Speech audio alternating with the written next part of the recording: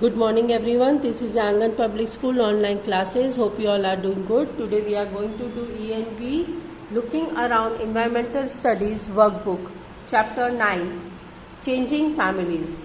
Okay? यहाँ पे first number question MCQs है. उसके करेक्ट आंसर जो दिए गए हैं वो बॉक्स में लिखने हैं. स्टार्ट करते हैं. What is the group of people who lived in one house known as. एक घर में बहुत सारे लोग जब रहते हैं पूरे ग्रुप को तो उसको क्या कहते हैं? उसको फैमिली कहते हैं. उसको फैमिली. एक घर में बहुत सारे लोग एक दूसरे से रिलेटिव्स जो होते हैं वो उनको फैमिली कहते हैं.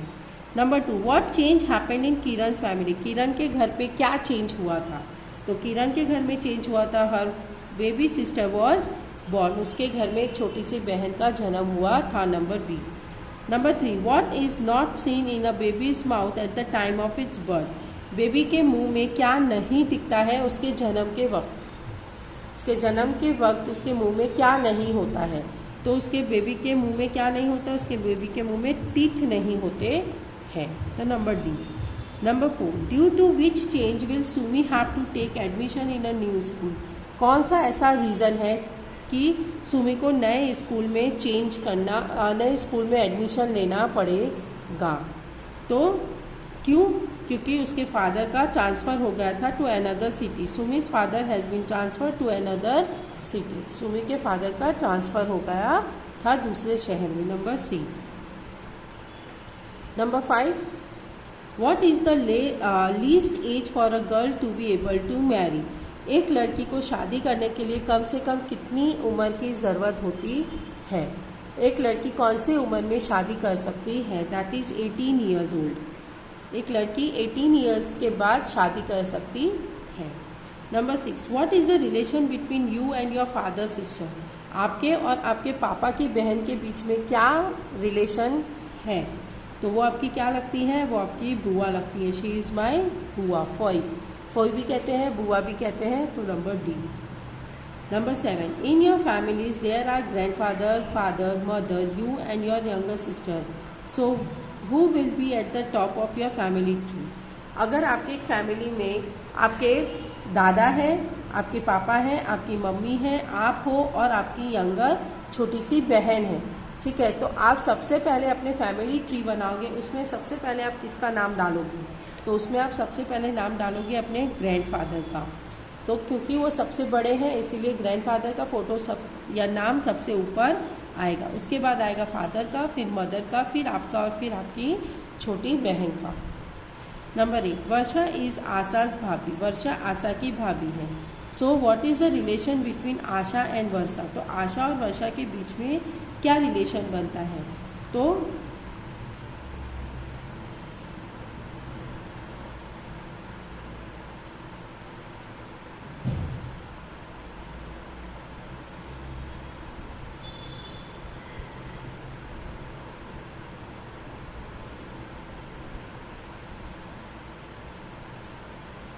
वर्षा आशा की भाभी है. वर्षा आशा की भाभी है.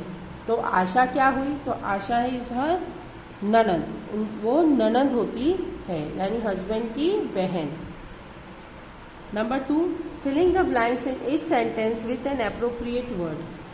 फिलिंग द ब्लैंक्स है, उसमें करेक्ट वर्ड से इसको फिलअप करना है.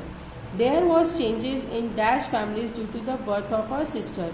उसकी फैमिली में एक किसी की बहन के जन्म से उसके फैमिली में चेंजेस आते. तो किसकी फैमिली थी? वो किरण की फैमिली थी. On the thing in which a baby sleeps is known as a cradle. जिसमें बच्चा सोता है उसको क्या कहते हैं? उसको जो झूले में सोता है ना उसको क्रेडल कहते हैं. Turn your page to 62.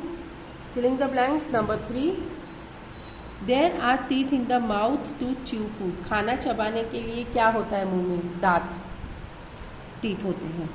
तो number 4, the teeth of childrens up to 12 years are the known as the milk teeth. 12 साल तक बच्चे के मुंह में जो दांत होते हैं उसको मिल्क टीथ कहते हैं.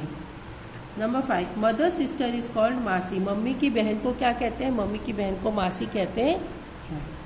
Number 6, our mother's brother is our mama. मामा किसको कहते हैं? मम्मी के जो भाई होते हैं उसको मामा कहते हैं. So it's a mother's brother.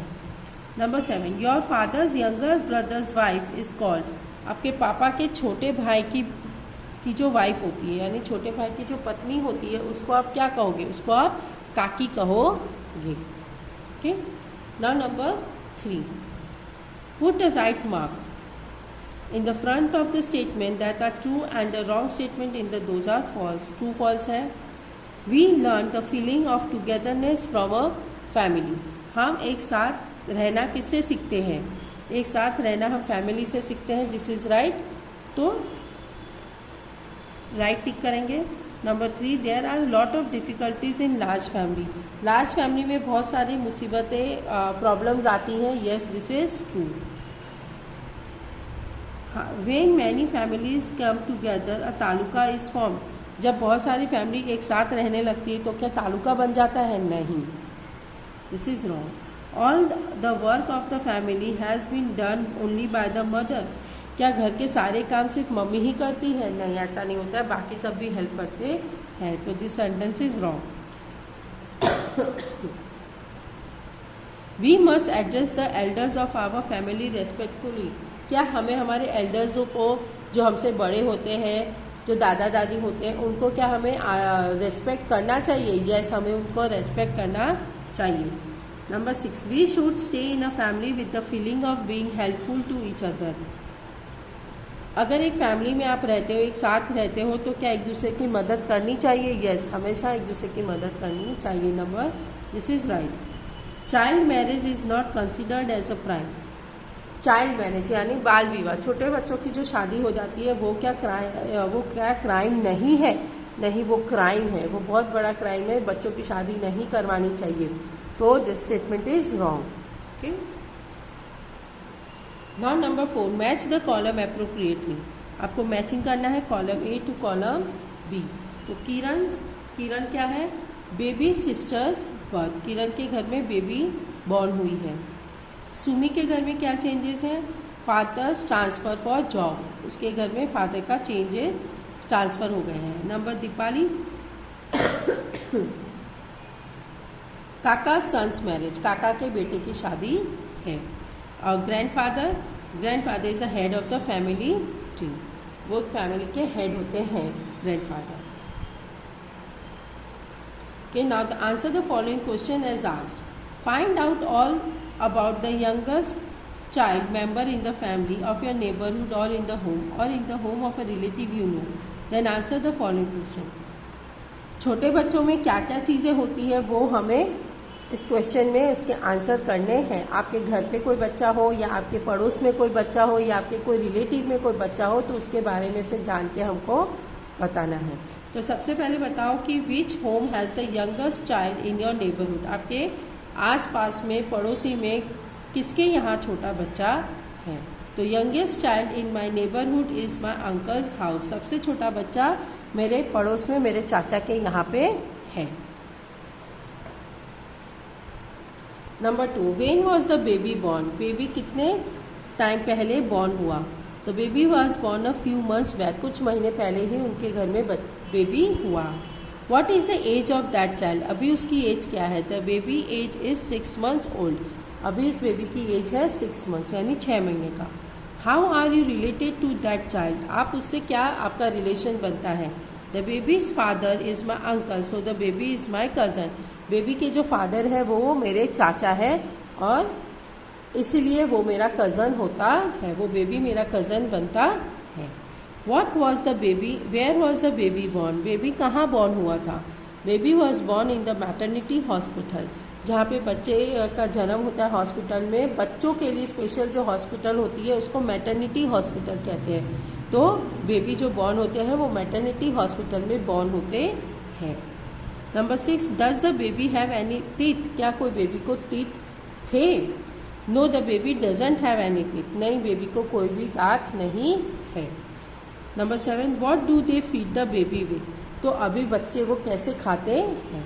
The baby was fed on its mother's milk but at the age of 6 months he is fed fruit juice, vegetable soup, thin पॉडरिज etcetera. Baby अपने मदर का मिल्क लेता है, लेकिन जब वो 6 months का हो गया है, जब वो 6 मंथ्स का हो गया है तो वो साथ में फ्रूट जूस भी लेता है, वेजिटेबल सूप भी पीता है, और वो थिन पॉडरिज मतलब खिचड़ी जो होती है उसको पॉडरिज कहते हैं, तो वो खिचड़ी, पतली सी खिचड़ी भी वो खाता है। ओके, सो ये जो क्वेश्चन आंसर्स थे वो सारे क्वेश्चन आंसर्स जो हमने किए हैं आज, वो हमको अपनी वर्कबुक में उसको फिनिश करने हैं। ओके, और आपको क्वेश्चन नंबर 1, 2, 3 और 4 अपनी नोटबुक में होमवर्क करना है। क्वेश्चन नंबर 1, 2, 3 एंड 4 आपको अपनी नोटबुक में उसको फिनिश करना है। Okay, so till then, bye and take care.